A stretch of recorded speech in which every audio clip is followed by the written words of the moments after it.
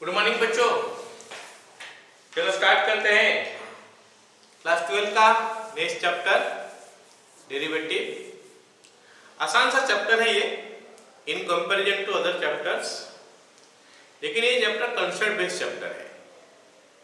ये चैप्टर में बिगिनिंग में 2-3 क्लास में हम लोग जो पढ़ेंगे थ्रू आउट वो यूज होने वाला है। थ्रू आउट बोलने से जब तक हम लोग डेरिवेटिव पढ़ेंगे क्लास 12 हो, क्लास 12 का ऊपर भी कहीं पे पढ़े। क्लास 12 में भी हम लोग 2 महीना का आसपास पढ़ लेंगे, मान लेते हैं डेरिवेटिव। पहले डेरिवेटिव पढ़ेंगे, फिर उसका एप्लीकेशन पढ़ेंगे, फिर आगे में अगर कहीं पे भी आपको डेरिवेटिव पढ़ना है तो हर समय ये जो फर्स्ट 2-3 क्लास का यूज ही होने वाला है।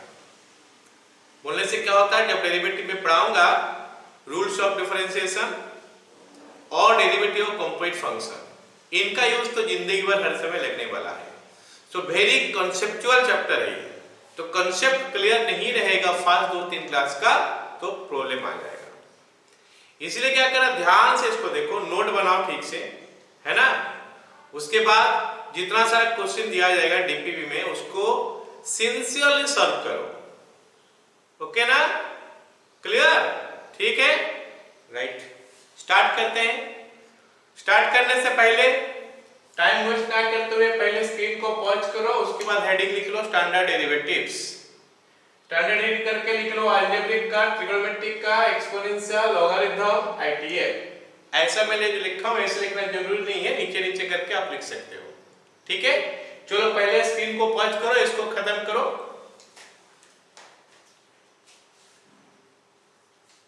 हो गया, स्टैंडर्ड एडिट हो गया।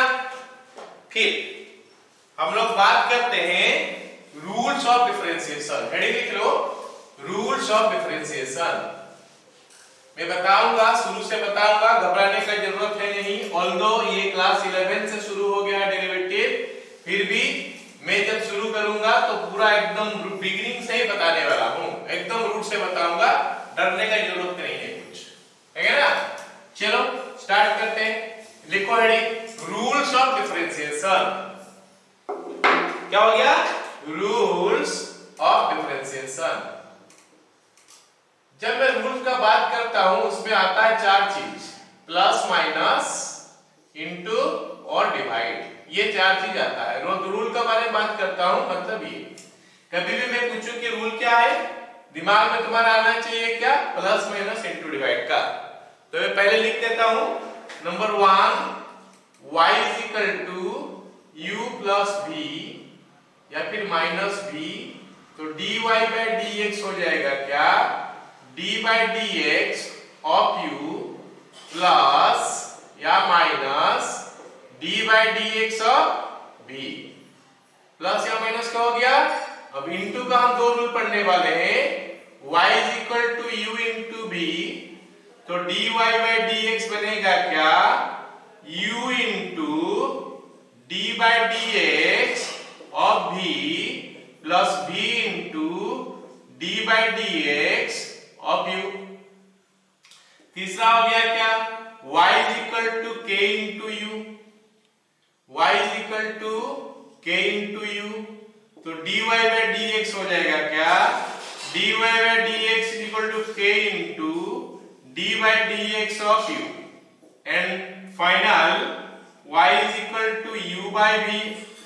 अगर y is equal to u by v होता है तो dy by dx will be v into d by dx of u minus u into d by dx of v whole divided by v square. ये सब बन गया rules.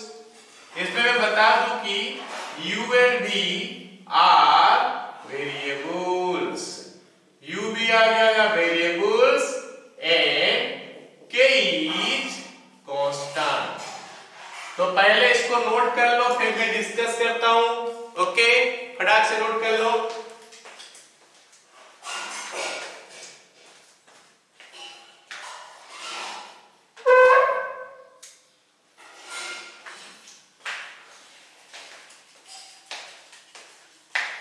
हो गया ना, चलो अब मैं शुरू करता हूं। डेरिवेटिव जो होता है हम निकालते किसका है? डेरिवेटिव हम जब निकालते हैं वो एक फंक्शन का निकालते हैं। डेरिवेटिव किसका निकाला जाता है? एक फंक्शन का। फंक्शन में क्या होता है, एक किसी दो वेरिएबल होता है फंक्शन में। एक वेरिएबल को हम लोग बोलते हैं क्या? इंडिपेंडेंट वेरिएबल, और एक वेरिएबल को बोलते हैं क्या? Dependent variable.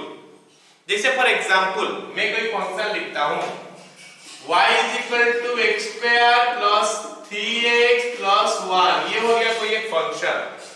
आप लोग इसके बारे में जानते होंगे, ऐसे काफी सारे फंक्शन यूज कर चुके हो अब तुम लोग, हो गया ना? तो सुनो मेरे बात, y = x² + 3x + 1 जो फंक्शन देख रहे हो, इसमें क्या है कि x का वैल्यू में पुट करते जाऊंगा तो y का वैल्यू मिलते जाएगा। x का वैल्यू 1 तो y का वैल्यू कुछ, 2 तो कुछ और, 3 और तो कुछ और। इसका मतलब है कि y का वैल्यू जो है ना डिपेंड कर गया किसका ऊपर? x का ऊपर। अरे समझ में, y का वैल्यू डिपेंड कर गया x का ऊपर, इसलिए y को हम लोग बोलते हैं डिपेंडेंट। साथ में ये वेरिएबल वर्ड क्यों लगाते हैं? क्योंकि ये वेरी करता है, तो ये बन गया डिपेंडेंट वेरिएबल। x हो गया क्या? Independent variable. ओके, तो हम लोग जो मैथमेटिक्स पढ़ते हैं उसका हमारा डे टू डे लाइफ में कुछ यूज है। ये सब का भी डे टू डे लाइफ में कुछ यूज होगा, उसी का फंक्शन ऐसे बना दिया जाता है। मान लेते हैं हम लोग फिजिक्स पढ़ रहे हैं, फिजिक्स में क्या होता है? डिस्टेंस या डिस्प्लेसमेंट जो भी है टाइम के साथ उनको रिलेट किया जाता है। कभी कभी अगर मैं ऐसे लिख लूं x = 3t² - 5t + 1, हो गया ना? तो ये केस में क्या हो गया कि ये t जो है अपने आप चेंज होता है टाइम अगर है तो t का वैल्यू हो गया इंडिपेंडेंट, चेंज होता है तो वेरिएबल, क्योंकि वो किसी के ऊपर डिपेंड नहीं करता है। लेकिन जो डिस्टेंस या डिस्प्लेसमेंट जो भी है वो डिपेंड करता है t का ऊपर, तो x हो गया डिपेंडेंट वेरिएबल। तो याद रखना है हमको कि ऐसा नहीं है कि x दुनिया में हमेशा के लिए इंडिपेंडेंट वेरिएबल रहेगा या फिर y हमेशा के लिए डिपेंडेंट वेरिएबल होगा। तो ऑन द सिचुएशन हमको पता चल जाएगा अगर मैं यही मैथमेटिक्स को किसी दूसरे जगह में अप्लाई करता हूं तो। अगर मैं अभी मैथमेटिक्स का बात करूं तो नॉर्मली जो इंडिपेंडेंट वेरिएबल होता है हमारा लेफ्ट साइड में रहता है नॉर्मली, बट हम अलग अलग केस में आ सकता है, कुछ दूसरा भी आ सकता है। In general dependent variable is on the left hand side और independent variable on the right hand side. एक बार और बता दूं, ये जो हो गया it is a function of one variable. कभी कभी हमारा फंक्शन ऑफ 2 वेरिएबल भी आता है, 3 वेरिएबल भी आता है एक्सेट्रा, बट वो सब का बारे में हम लोग अभी बात नहीं करेंगे। वो सब का डेरिवेटिव पार्शियल डेरिवेटिव होता है, उनको बोलते हैं क्या? Partial derivative. तो हम उसके बारे में काफी देर में डिस्कस करने वाले हैं। फर्दर टाइमिंग हम जो डिस्कस करेंगे वो क्या हो गया? इंडिपेंडेंट वेरिएबल ए, डिपेंडेंट वेरिएबल ए। और अगर मैं शुरू में बात करूं तो डिपेंडेंट वेरिएबल लेफ्ट साइड में रहता है, इंडिपेंडेंट वेरिएबल राइट साइड में रहता है। ओके, तो अभी ये केस में y हो गया इंडिपेंडेंट डिपेंडेंट और x हो गया इंडिपेंडेंट। ये केस में x हो गया डिपेंडेंट और t हो गया इंडिपेंडेंट। हम क्या निकालते हैं? हम निकालते हैं डेरिवेटिव, ऐसे निकालते हैं ना, derivative of dependent variable, dependent variable, okay, with respect to, जिसको शॉर्ट में हम बोलते हैं WRT, द इंडिपेंडेंट वेरिएबल। हम जो निकालते हैं इंडिपेंडेंट वेरिएबल का क्या नाम है? डेरिवेटिव विद डिपेंडेंट वेरिएबल का derivative with respect to the independent variable निकालते हैं। ठीक है, क्लियर इतना? ओके, किसका डेरिवेटिव निकाला जाता है? डिपेंडेंट का विद रिस्पेक्ट टू क्या निकाला जाता है? इंडिपेंडेंट का। इंडिपेंडेंट मतलब जो अपने आप चेंज होता है, डिपेंडेंट क्या होता है? जो इंडिपेंडेंट के ऊपर डिपेंड करता है। ओके ना? ठीक, इसको सिंपल कैसे करते हैं? मान लेते हैं मेरा डिपेंडेंट वेरिएबल हो गया y और इंडिपेंडेंट वेरिएबल हो गया x, तो मैं क्या लिखूंगा? D by d x. तो ये बताता है क्या, derivative with respect to x of y. Dependent variable क्या, y. Derivative with respect to x कैसे पता चलेगा, d by d x of y. इसको सिंबॉलिकली मैं कैसे लिखूंगा, dy बाय dx। खत्म। अच्छा मान लेते हैं डिपेंडेंट वेरिएबल x है और इंडिपेंडेंट वेरिएबल t है, तो इसमें मैं क्या निकालूंगा, derivative with respect to t। किसका, x का। तो ये सिंबल क्या हो जाएगा, dx by dt। आ गया समझ में। So this is the symbol we are using. So when we write dy by dx, it actually is d by dx of y। कुछ और सिंबल भी हम लोग यूज करते हैं इसके लिए, कैपिटल D भी लिख देते हैं y, capital D of y। यहां पे कैपिटल D का वैल्यू क्या हो गया, d by dx। आ गया समझ में, क्लियर, ओके। चलो डेरिवेटिव किसका निकाला जाता है पता चल गया, और डेरिवेटिव का सिंबल dy by dx हम लोग लिखते थे, वो मतलब क्या हो गया उसके बारे में पता चल गया। एक और सिंबल मैं बता देता हूं, फिर हम लोग डेरिवेटिव निकालने वाले हैं, है ना। ओके चलो नेक्स्ट हो गया हमारा, मान लेते हैं y is equal to x square plus x plus 1 दिया है, तो मैं उस समय लिखूंगा dy by dx is equal to कितना। अगर यही चीज को f of x is equal to x square plus x plus 1 करके दिया है, मैं उसको लिखूंगा f dash x is equal to कितना। ये हो गया सिंबल। तो काफी सारे सिंबल हम लोग यूज करते हैं। अच्छा कभी कभी तो ये सिंबल के लिए हम लोग ऐसे भी यूज करते हैं y डैश, या फिर हम लोग कभी कभी यूज करते हैं y1। हम लोग ये सब चीज बाद में पढ़ेंगे, फिलहाल तो हम लोग को ये सिंबल के ऊपर फोकस करना पड़ेगा, dy by dx या फिर f डैश x। मतलब अगर y लिखा होगा तो हम लोग dy by dx निकालेंगे, और अगर fx दिया होगा तो हम लोग f डैश x निकालेंगे। अब सोचो कि यहाँ पे y तो दिया है, यहाँ पे t दिया होगा, तो dy by dx नहीं निकलेगा, उस समय क्या निकलेगा, dy by dt। इधर क्या हो जाएगा, f of x तो नहीं लिखा होगा, f of t लिखा होगा। मतलब इट ऑल डिपेंड्स अपॉन कि इंडिपेंडेंट वेरिएबल का नाम क्या है, डिपेंडेंट वेरिएबल का नाम क्या है। हम निकालते हैं derivative of dependent variable with respect to the independent variable. Clear ना, ओके। क्योंकि क्लास 11 में हम लोग थोड़ा बहुत पढ़ चुके हैं, तो छोटा छोटा एग्जांपल 2-3 तो मैं कराता हूं। एक चीज और बता दूं, क्या है डेरिवेटिव में जो पहले 2 चीज में लिखा दिया उसका इंपॉर्टेंस क्या है। अब समझो, मान लेते हैं मेरे को मल्टीप्लाई करना है 35 में 24, ओके। तो मेरे को 2 चीज तो आना चाहिए, एक क्या हो गया, टेबल, दूसरा क्या हो गया, रूल। बिना टेबल का मैं कैसे मल्टीप्लाई करूं। अगर मेरे को 4 5 जा कितना पता ही नहीं है तो मैं लिखूंगा कैसे, इसलिए टेबल जरूरी है। अब एक बात बताओ, अगर तुमको पता नहीं है फिर भी तुम करना चाहते हो तो करोगे क्या, बगल में कौन है उसको पूछोगे। समझ में आया ना, मतलब टेबल तो बहुत इंपॉर्टेंट है, जरूरी हो गया मल्टीप्लाई करने के लिए। ये मल्टीप्लिकेशन के लिए जरूरी चीज हो गया पहला, क्या, टेबल। अच्छा टेबल कैसे तुम याद करा था, छोटा जब था लर्न नहीं करना पड़ा था, पहले टेबल जो था, ओके। हम अगर डेरिवेटिव का बात करें, डेरिवेटिव को अगर मैं कंपेयर कर लूं मल्टीप्लिकेशन के साथ, तो इसमें जो स्टैंडर्ड डेरिवेटिव होता है वो हो गया टेबल जैसा। मतलब स्टैंडर्ड डेरिवेटिव तुमको लर्न नहीं करना पड़ेगा जैसे तुम टेबल लर्न किया था। लेकिन बहुत ज्यादा तो है नहीं स्टैंडर्ड डेरिवेटिव, कोई 22-25 तो है, तो लर्न करना पड़ेगा। It is compulsory thing, you have to do that. बिना स्टैंडर्ड डेरिवेटिव लर्न किए तुम लोग डेरिवेटिव नहीं कर सकते। जैसे बिना टेबल जाने हम लोग मल्टीप्लाई नहीं कर सकते, ओके। चलो आगे का बात करते हैं।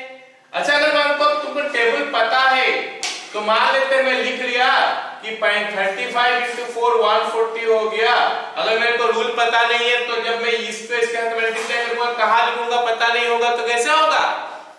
मेरे को पता चलना चाहिए कि ये प्लेस छोड़ दो फिर लिखो फिर दोनों को ऐड करो वगैरह जो भी है। तो रूल का जानना जरूरी है। That is why in derivative also rule जानना जरूरी है।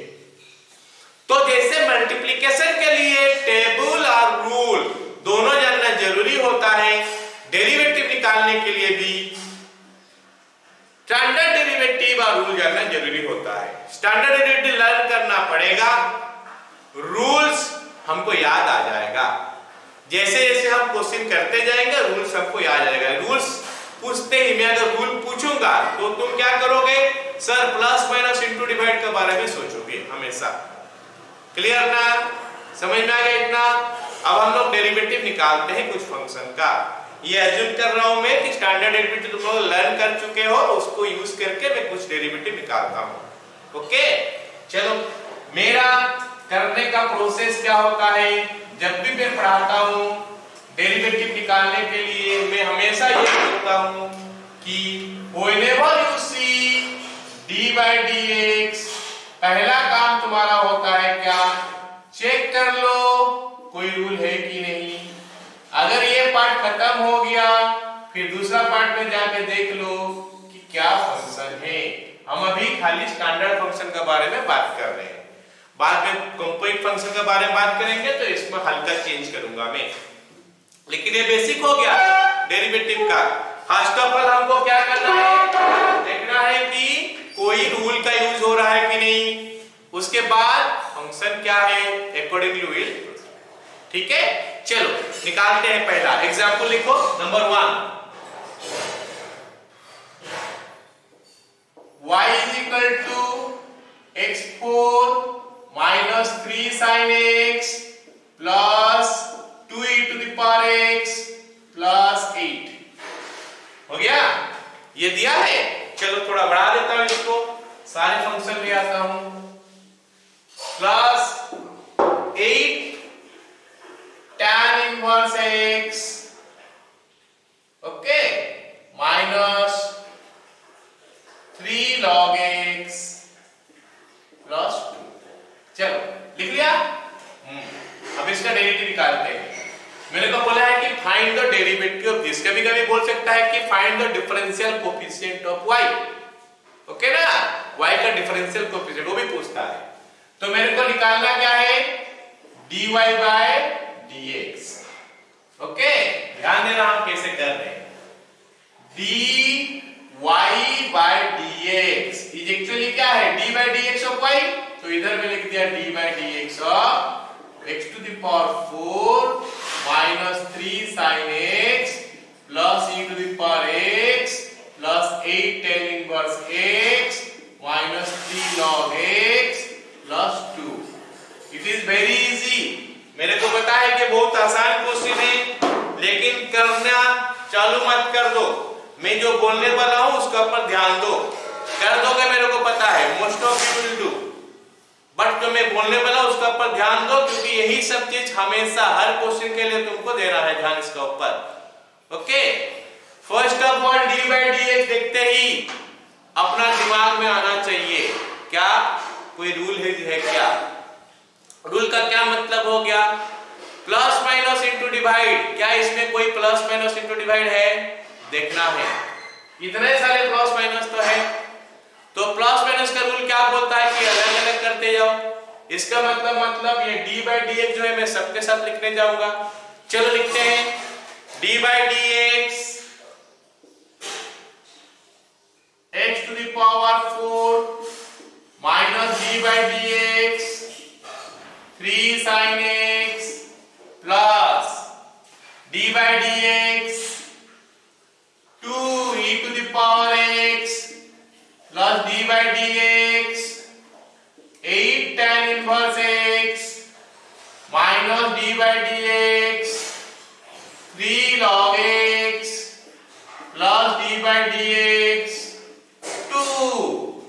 क्लियर? अब हमको क्या करना है? फिर से लिखना है डी बाई डी एक्स। मतलब हमारा दिमाग में ऐसे चलना चाहिए कि डी बाई डी एक्स देखूंगा मैं तो पहले सोचूंगा क्या, रूल, सेकंड सोचूंगा क्या, फंक्शन। ये मेरा दिमाग में हमेशा रहना चाहिए, सेट हो जाना चाहिए हमारा दिमाग में। हम डी बाई डी एक्स देखेंगे तो पहले रूल देखेंगे, फिर देखेंगे क्या, फंक्शन। अगर रूल नहीं होगा तो अच्छा, रूल नहीं होगा इसका मतलब क्या ना, वो स्टैंडर्ड डेरिवेटिव में आ चुका होगा। अगर रूल नहीं होगा तो स्टैंडर्ड डेरिवेटिव दिखेगा, पूरा फॉर्मूला नहीं होगा, खाली छोड़ के, कौन सा, अलजेब्रिक छोड़ के। अलजेब्रिक में इसके जगह में जो वैल्यू दिया होगा अकॉर्डिंगली हम यूज कर देंगे। चलो देखते हैं d by d x of this, rule है इसमें नहीं? चलो रूल नहीं है तो मतलब फॉर्मूला में आ चुका है ये। तो देखो डी बाई डी एक्स, ये तो अलजेब्रा है, पता ही चल रहा है, x to the power n लिखा होगा। What is the value for nx to the power n minus 1, मतलब पावर नीचे, फिर सॉरी पावर जो आगे आ जाएगा और ऊपर में क्या हो जाएगा, पावर में एक कम हो जाएगा। मतलब ये क्या हो जाएगा बोलो, 4, ये आगे आ गया, x टू द पावर 4 का x का 4 से कम हो गया 3 minus D by d x of 3 sin x। तो ये तो पूरा फॉर्मूला में नहीं है ना, इसका मतलब रूल यूज हो रहा है। तो रूल पे हमको देखना है कि इसमें कौन सा रूल यूज हो रहा है। प्लस नहीं है, माइनस नहीं है, इनटू तो है, 3 इंटू साइन एक्स है। लेकिन 3 इंटू साइन एक्स में 3 एक कांस्टेंट है, तो इंटू का हमारे पास दो रूल है, एक ये एक ये। यहां पे u और v दोनों वेरिएबल है और यहां पे क्या है, k कांस्टेंट है। तो कांस्टेंट का रूल अगर यूज करना है तो कांस्टेंट को बाहर कर लो, बाकी जो बच गया उसका डेरिवेटिव निकालते हैं। यहां पे कांस्टेंट है 3, तो let me take it outside. हमको मिला कितना, d by d x of sine x. बहुत आसान क्वेश्चन है, बहुत देर कर चुका है मेरे को पता है, लेकिन जो मैं बोल रहा हूं उसका ऊपर ध्यान दो। That is the procedure, most of the question करने के लिए वही प्रोसीजर फॉलो करना पड़ेगा। d बाई डी एक्स फिर से मेरे को दिखा, मतलब फिर से रूल देखूंगा, नहीं है या है, यहां पे रूल है कि नहीं है, तो रूल कौन सा है, फिर से इंटू। इंटू में यहां पे क्या इंटू है, 2 into e to the power x, 2 is a constant, let me take it outside, d by dx of e to the power x plus again d by dx नजर आया। Again rule के बारे में सोचूंगा, rule सोचूंगा तो एक constant है, बाहर आ गया d by dx of tan inverse x, clear, plus या माइनस है। फिर से d by dx, तो फिर से रूल के बारे में सोचूंगा, प्लस माइनस इंटू डिवाइड में इंटू है, कांस्टेंट है, बाहर ले लेता हूं, d by dx of log x plus again rule के बारे में सोचूंगा जो कि यहां पे है नहीं, और ये फंक्शन है कांस्टेंट। कांस्टेंट डेरिवेटिव कितना होता है, 0। 2 इज ए कांस्टेंट, समझ में आ रहा है।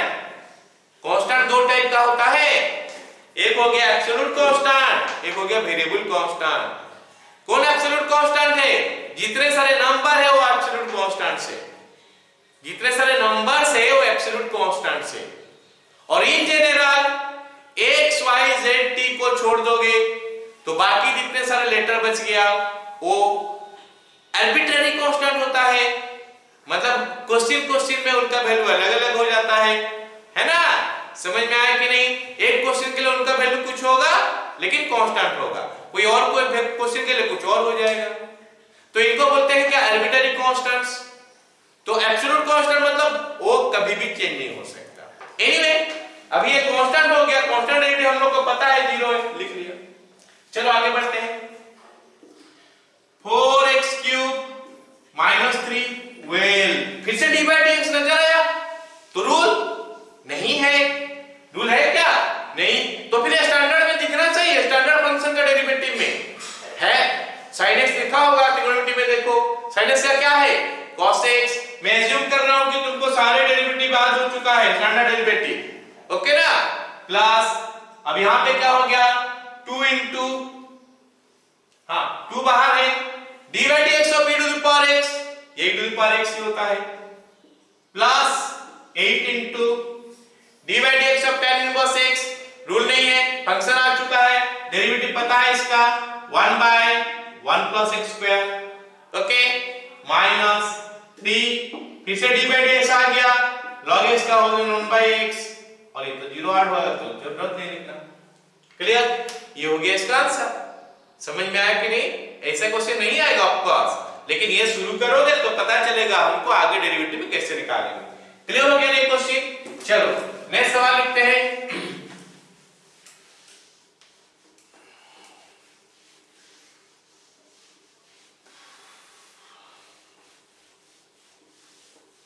नेक्स्ट सवाल लिखते हैं, लिखो y is equal to x square e to the power x minus x plus 1 by x square plus 1, okay, लिख लिया क्वेश्चन, प्लस 2 या फिर 3 लिख लो। क्लियर? चलो ये क्वेश्चन करते हैं, लिखो dy by dx is equal to d by dx of x square e to the power x minus x plus 1 by x square plus 1 plus 3। हो गया? खत्म इतना? आप सोचो, मैं जैसे बताया था d by dx देखते ही अपना दिमाग में आना चाहिए क्या? पहले रूल है कि नहीं? रूल में क्या है बहुत ज्यादा सोचना नहीं है, it will have take hardly 1 और 2 second. Plus minus into divide ही देखना है हमको, प्लस माइनस इनटू डिवाइड कुछ है यहाँ पे? है क्या? क्या है? माइनस है यहाँ पे, प्लस है यहाँ पे, तो माइनस प्लस का रूल यूज होता है। क्या बोलता है रूल? अलग अलग करो, तो अलग अलग करते हैं, d by d x of x square e to the power x minus d by dx of x plus 1 by x square plus 1 plus d by dx of 3। हो गया?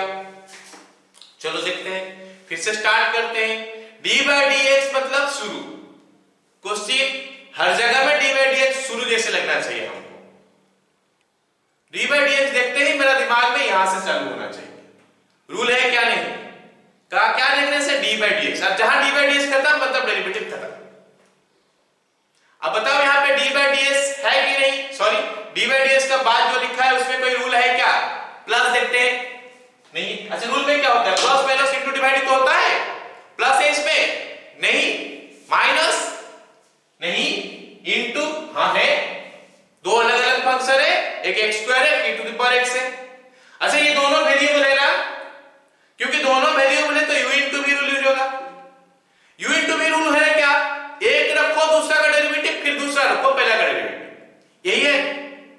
इनटू का रूल यही बोलता है, हर एक का डेरिवेटिव निकाला जाएगा, एक रखेंगे दूसरा का डेरिवेटिव, फिर दूसरा रखेंगे पहला का डेरिवेटिव, बीच में प्लस साइन आएगा। जैसे मैं क्या किया, x स्क्वायर को रख दिया d by dx of e to the power x। मैं रूल वहां देख के नहीं बता रहा हूं, ऐसे मन में बता रहा हूं कि कैसे याद रखोगे। पहला रखा दूसरा का डेरिवेटिव प्लस, दूसरा को रख दिया पहला का डेरिवेटिव, खत्म। This is the procedure. अच्छा इसका एक्सटेंशन है, दो का जगह में अगर 3 होगा तो एक को रखो, सॉरी एक का डेरिवेटिव निकालो बाकी को रख दो, फिर दूसरा का डेरिवेटिव निकालो बाकी को रख दो, फिर तीसरा डेरिवेटिव निकालो बाकी को रख दो, बीच में प्लस साइन डाल दो। हो गया? चलो अब देखते हैं माइनस, इसमें तो रूल आ गया, डिवाइड रूल हो गया। यहाँ पे डिवाइड रूल सबसे डिफिकल्ट है, डेरिवेटिव में डिवाइड रूल ही सबसे डिफिकल्ट है। रूल क्या बोलता है? v derivative of u minus u derivative of v by v square. मतलब नीचे वाला लिखोगे derivative of the upper one minus numerator derivative of denominator, मतलब न्यूमरेटर का डेरिवेटिव पहले निकलेगा। तो मैं लिख दे रहा हूं a square plus 1 into d by dx of x plus 1 minus x plus 1 into d by dx of x square plus 1। ये हो गया ऊपर न्यूमरेटर में, and what is in denominator? v square, जो डिनोमिनेटर में होगा उसका स्क्वायर कर देना है, x स्क्वायर प्लस 1 का होल स्क्वायर, खत्म। इसका derivative plus derivative of 3, no rule is there, constant function, derivative 0 हो गया। So you got this much. आ गया समझ में? इतना आ गया कि नहीं? कुछ नहीं, हम लोग रूल का ही यूज कर रहे, सीख रहे अभी तक। हो गया? क्लास 11 में हम लोग इसको पढ़े हैं। चलो इसको मैं लिखता हूं अभी, x स्क्वायर dy dx। देखते ही मेरा मन में आया कि रूल देख लूं, नहीं है, फंक्शन देख लूं, आ गया एक्सपोनेंशियल का e to the power x का e to the power x होता है, plus e to the power x लिख लूंगा, dy dx आया, फिर मैं अलर्ट हो जाऊंगा, यहां से स्टार्ट करूंगा, रूल है नहीं, फंक्शन देखूंगा, फंक्शन अलजेब्रा है, x to the power n and x to the power n का derivative n x to the power n minus 1, n आगे आ जाएगा, पावर जो है आगे आ जाएगा, तो ये आगे आ गया, इनटू x का पावर इससे घटा दोगे तो 1 हो गया minus. Clear? x square plus 1 into dy dx of x plus 1। चलो dy dx नजर आया, मतलब रूल में यहां पे क्या है, प्लस माइनस इनटू डिवाइड से कुछ है क्या, प्लस है, वो रूल क्या बोलता है, अलग अलग करो, क्योंकि यहाँ पे हम और लंबा नहीं खींचना चाहते हैं, मन ही मन सोच के कर देंगे। प्लस माइनस रूल एक दो तो क्वेश्चन में यूज हो गया ऑलरेडी, ठीक है ना? चलो प्लस रूल बोलता है कि इसका डेरिवेटिव निकालो, dy dx ऑफ x कितना 1 प्लस dy dx ऑफ 1 कितना 0 माइनस x प्लस 1 इनटू, अब derivative of x square plus 1, फिर से रूल के बारे में सोचेंगे। सुनो, dy dx देखते ही रूल के बारे में सोचना है।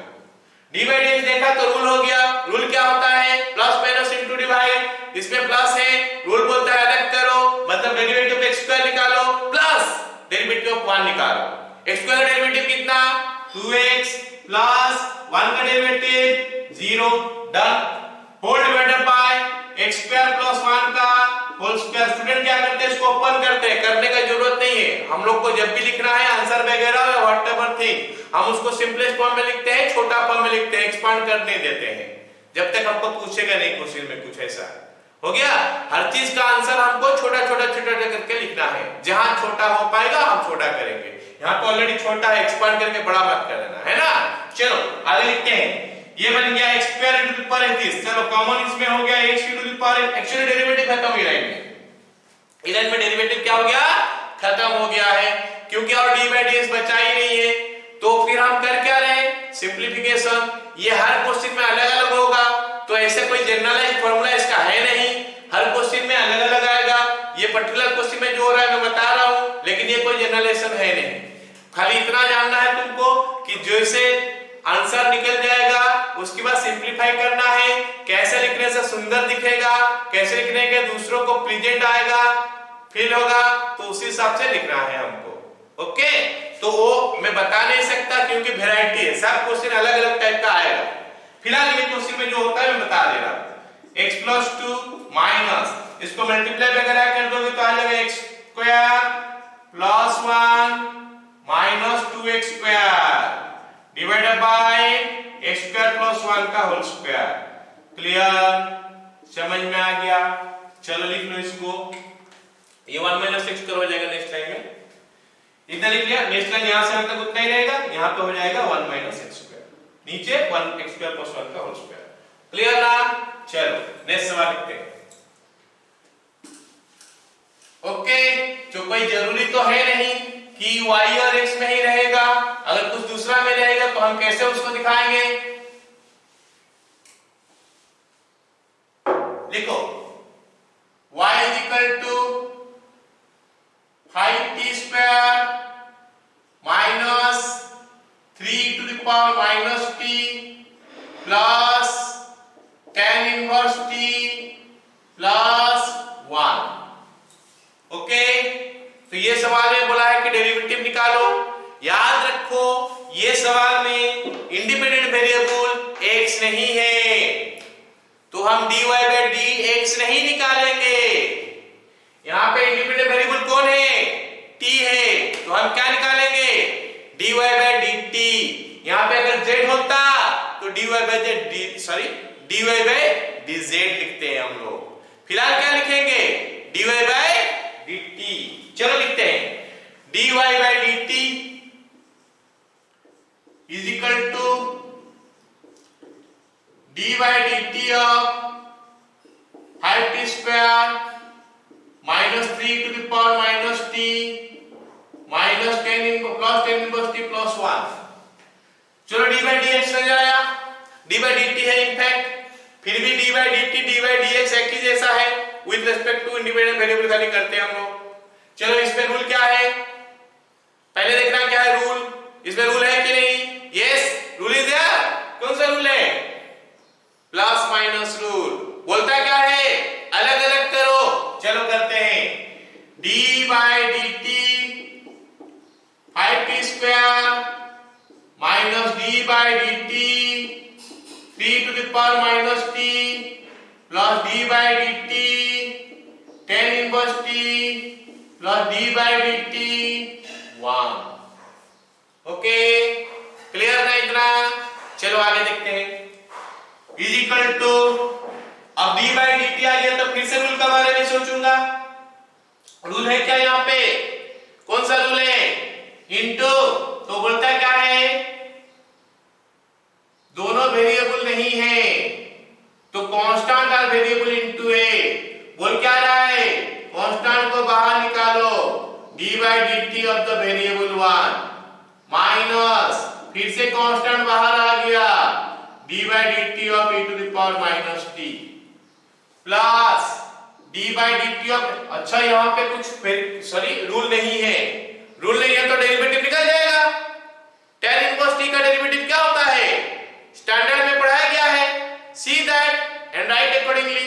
स्टैंडर्ड में बताया गया 1 by 1 plus x square, तो यहाँ पे x तो नहीं होगा, यहाँ पे t है तो t लिखेंगे plus d by dt of 1। Rule नहीं है, फंक्शन बोलने से स्टैंडर्ड हो गया, सॉरी कांस्टेंट फंक्शन हो गया, डेरिवेटिव 0।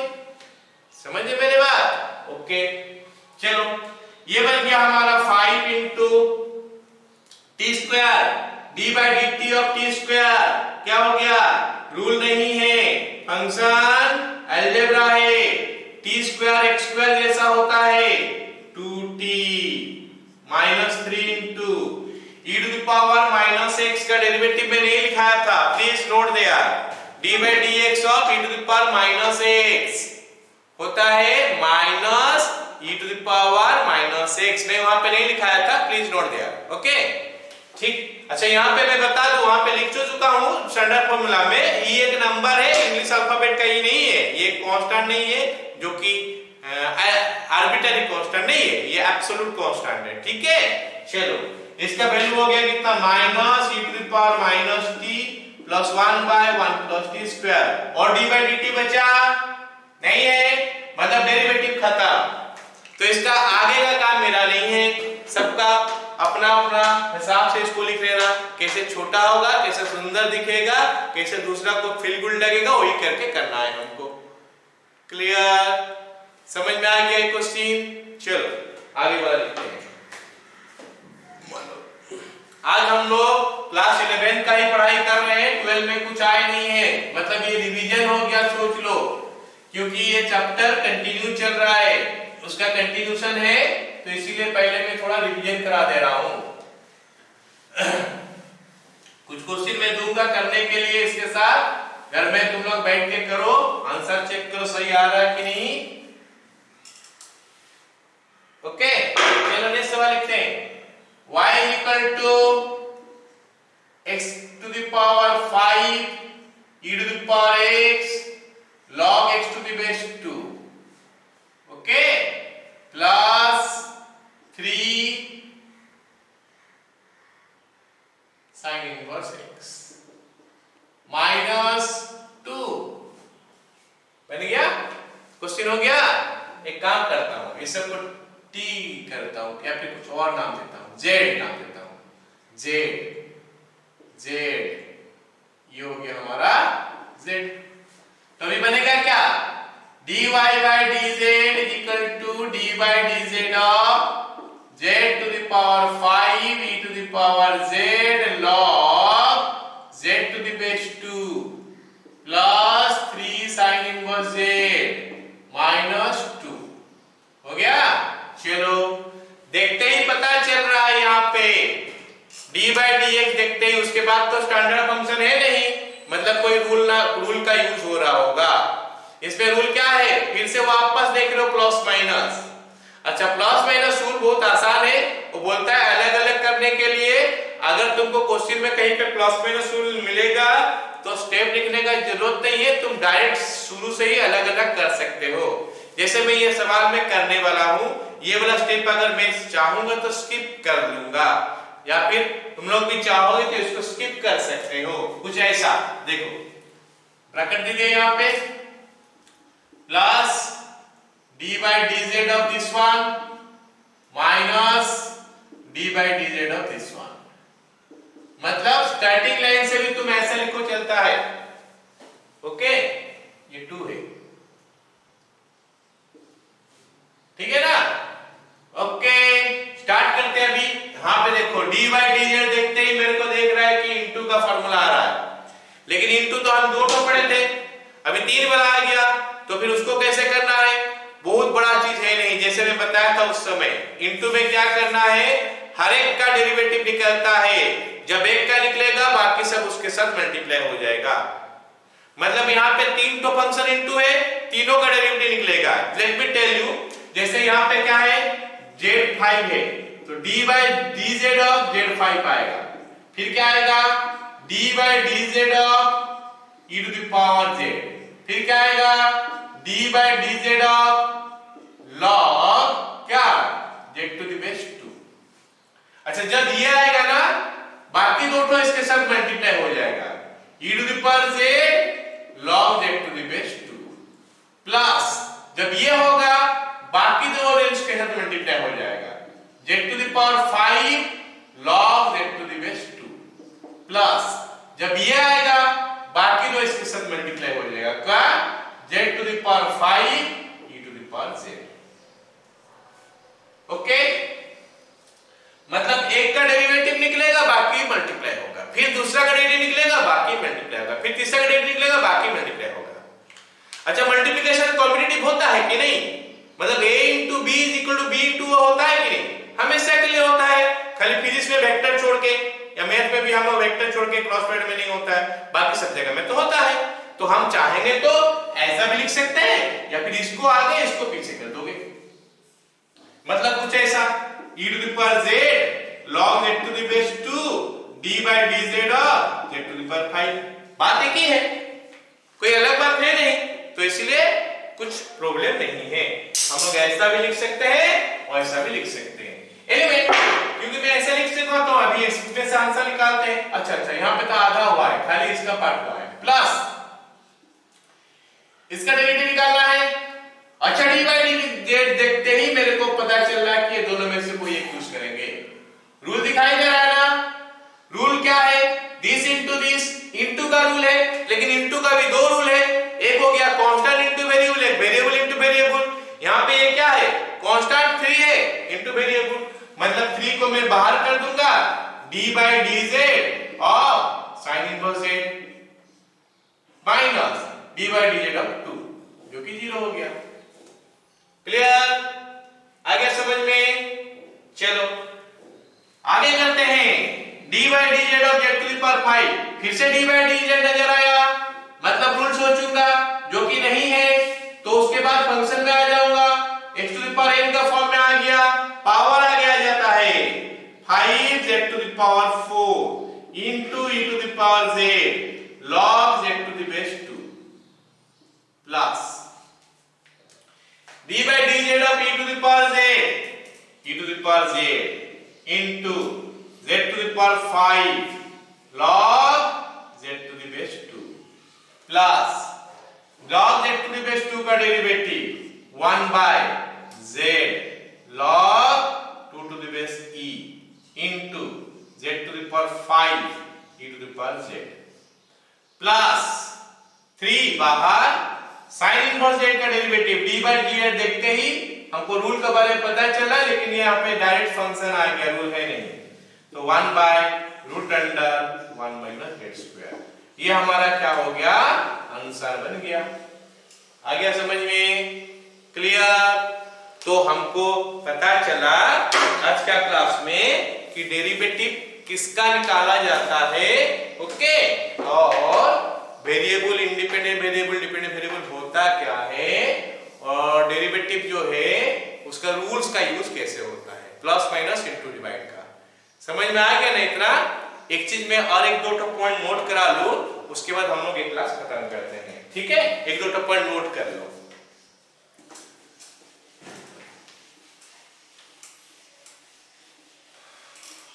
अच्छा, बहुत बार होता क्या है कि ये लॉग का जो लिखते हैं ना उसमें बहुत सारे कंफ्यूजन होता है। log x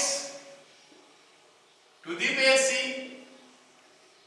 log x और ln x, ये L है, लीजिए L है, ln, तीनों चीज एक्चुअली एक है, ओके।